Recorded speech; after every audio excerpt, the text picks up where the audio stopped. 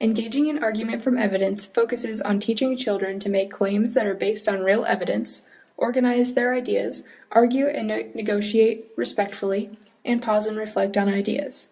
In order to help children build these skills, teachers can model correct argumentation, use concept maps, and provide students with time for peer critiques. Through engaging in argument from evidence, children learn many valuable skills that are crucial for science learning. They learn to recognize the difference between real and not real evidence, as well as valid and invalid claims. They develop respectful discussion and argumentation skills and build vocabulary along the way. Their ideas are challenged by having to argue them, and they are forced to put their thoughts into words that are coherent and organized. Now that you have an understanding of the practice engaging in argument from evidence, we will introduce examples of what this actually looks like in early elementary, middle elementary, and late elementary classrooms. First, let's take a look at an example for early elementary. If you visit nextgenscience.org, you can easily view the standards by arranging them by grade level and disciplinary core idea. We looked at Kindergarten Earth and Space Science 2.2. Prior to this lesson, the kindergartners studied environments and the way environments can change. To begin the lesson, ask the class, do you think plants, animals, and humans can change their environments? Let the class negotiate about this and share their ideas. Next, create this chart on a smartboard or poster board.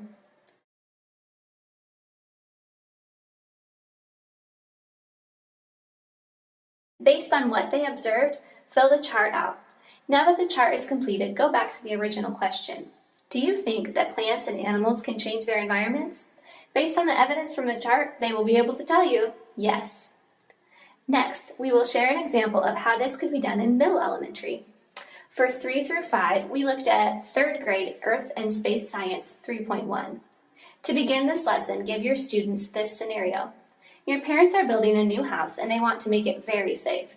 They are thinking about building a wind-resistant roof, getting flood barriers for the doors, or having a lightning rod installed. They only have money for one of these. Which weather-related hazard solution is most effective and most important to the safety of your house? Split the class up into 3 groups. One group is going to argue for the effectiveness and importance of the wind-resistant roof. One group will argue for the flood barriers, and the other group will argue for the lightning rod. In order to save time and ensure that the students are looking at reliable sources, have information about each of these printed out. After reading through the information about their certain hazard solutions, the students will construct their argument. They will be given a sheet of paper that says, our hazard solution is effective and important because... They will fill in the rest with their evidence. After they have done this, all the groups will share their evidence. When the students have listened to the evidence of other groups, their job is to decide if that group's hazard solution seems more effective than the one the other group researched. At the end, the class will take a vote on which is most important to buy. For our example of late elementary lesson, we looked at Middle School Life Science 2.4.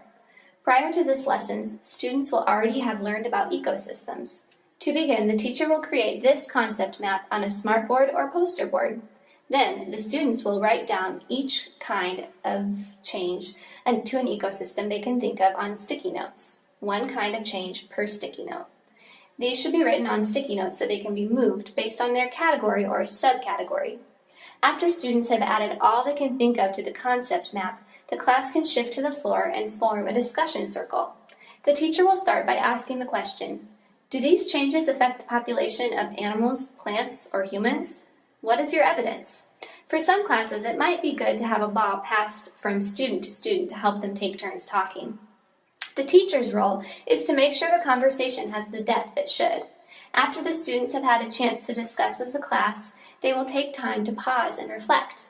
This is a great chance to make sure all students are expressing their thoughts. Have them write down the questions and how they would answer it.